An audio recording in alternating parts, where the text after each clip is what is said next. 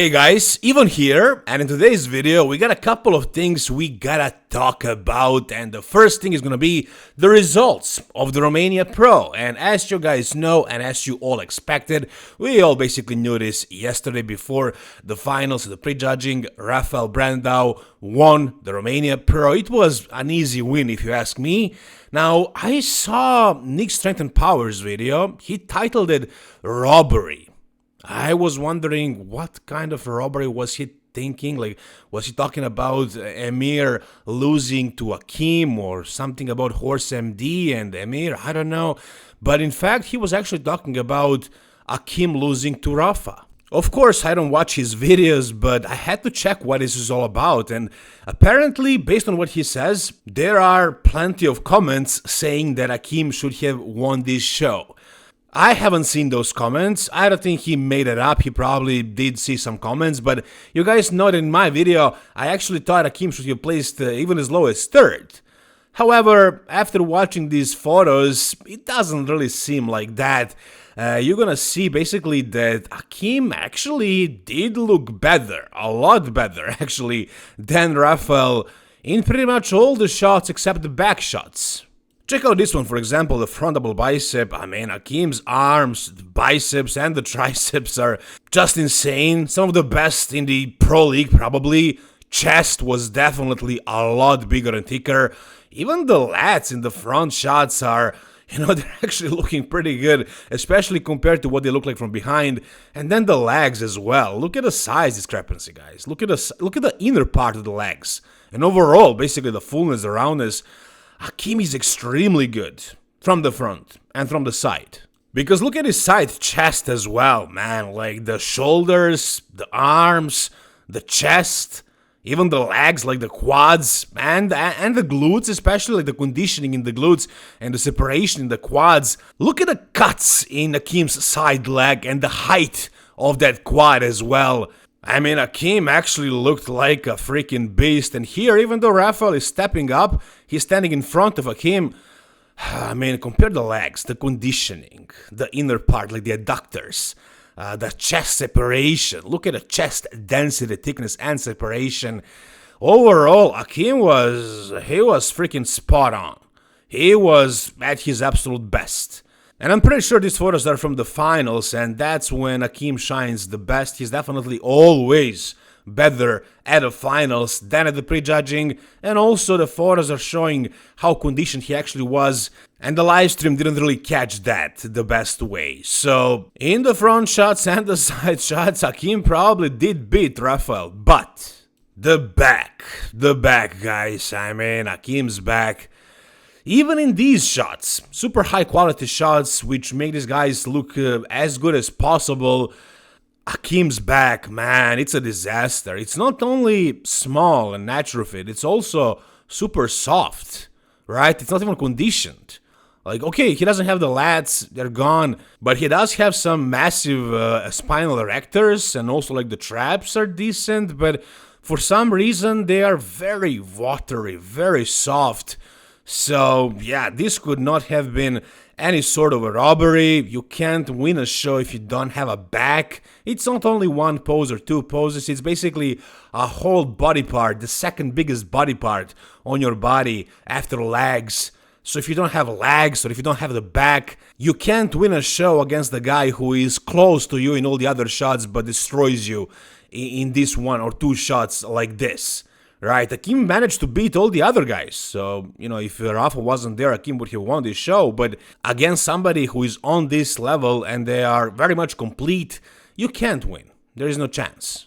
So, was this Rafa's absolute best? I mean, he did say that he was going to bring something that's even better than the Arnold Classic earlier this year.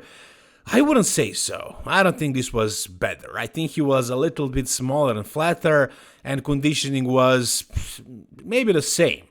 I mean, a very, very comparable package to the Arnold Classic.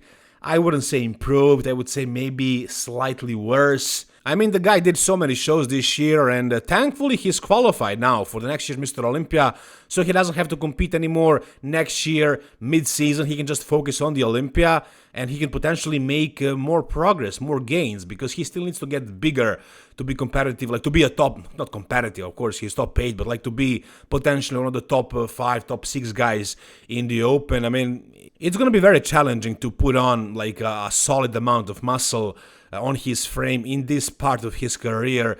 You know, this guy is not really somebody who grows easily, super fast. Like, look at Martin, for example. He grew like a freaking monster, and he's like 27 right now. So I don't know how much more progress Rafael can actually make, but if he wants to be a contender for the first call-out at the Mr. Olympia, he definitely needs to put on at least another like 15 pounds or so. Can he do that next year until the Mr. Olympia? Well, we'll see. Today we also got a scorecard of the Romania Pro, and as you can see, Rafael won with a perfect score. Basically, he had 3 points in the prejudging and the finals, and Akim was very firmly in that second. There was no debate, no doubt that Rafael is going to win or that Akim is going to play second. Amir Omeragic wasn't exactly in contention for that second spot. I kinda knew that wasn't gonna happen, but I thought because of his back, maybe some judges would actually put him in second, but apparently no, and apparently he almost placed fourth. Because in the prejudging, as you can see, Horse, MD, actually beat Amir by 1 point. And then at the finals, Amir beat Horse by 3 points, which secured his win, his third place here, placing above Horse MD. Did I see it this way? No. I thought Horse MD was just not in good shape, not in good condition. I definitely didn't have him in third, like it wasn't close to me, at least. And I honestly hope he is going to improve this conditioning for the Prague Pro. But the way he's looking right here, I feel like he has 0 chances of challenging Chris Bumstead. You know, he's probably going to be like 5th at that show. Of course, Martin Fitzwater, Chris Bumstead, Shaun Clarida, Amir Omeragic is doing Prague Pro as well. And then we'll probably have Horse MD. But who knows, maybe some other guys, some really good, less known guys show up. But yeah, he almost beat Amir. He almost placed second at Romania. Maybe he's going to actually do well at the Prague, but I don't really see it. I don't see why. I mean, he does have pretty impressive legs and, you know, I guess a solid structure, but conditioning was not good. It was decent. I think he can improve it slightly, and I think it's necessary for him to do that if he wants to do well at Prague Pro, but we'll see. I mean, there's only 1 week in between. How much change can he actually make? And I'm also wondering whether Akim is actually going to do the Prague Pro. I don't think he announced it yet, but, you know, he lost Romania Pro and he's basically in his maximum conditioning.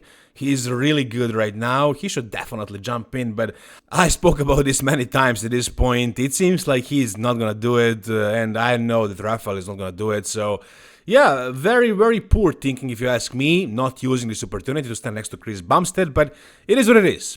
Alright, the next thing we got is a new physique update of Shaun Clarida at 6 days out of Prague Pro. And prior to the Mr. Olympia, Shaun was like, I'm not gonna post anything, I'm gonna just wait and show what I have on the show day. Nick was the same, and you know, it kind of seems like when guys are not looking their best, they tend to hide away their physiques. I mean, there were also preps when Shaun didn't post anything and actually he looked great in the end. But at least this year we can notice that now that he's working with Stefan Kinsel and prepping for this show for the Open, he's posting a lot of stuff. And as you can see right here, he made this post, it's a video, I'm gonna play it in a moment. He says, fasted update sent to Boss of Outlaw this morning, 6 days out of the Prague Pro, no food, no water, sitting at 180 right here. Coach said weight doesn't matter, focused on bringing a look that will battle with the big boys. So here's what he looks like. Definitely a lot bigger and fuller than at the Mr. Olympia, especially through the arms, shoulders, chest. What about the legs though? I mean, they're also fuller, but it seems like he melted them away a little bit during his prep for the Mr. Olympia. I'm guessing he did a lot of cardio. His body did look, you know, beat up, like it was ruined because of too much cardio and too much deficit. But now he's trying to revive it, and I think he actually did a good job with his upper body, the back as well. Conditioning also looks great. I mean, there was no chance of him ruining the conditioning in only a couple of weeks since he was super shredded for the Mr. Olympia. But, you know, size-wise, fullness-wise, I think his upper body is back. It's up, but it seems like his legs lost some fullness, lost some size, lost some volume. Like in the front, in the back, the hamstrings and the quads. I don't think he can get them back. Not that fast. He needs an entire off season of like really training them hard and not pushing the deficit too much when he's prepping.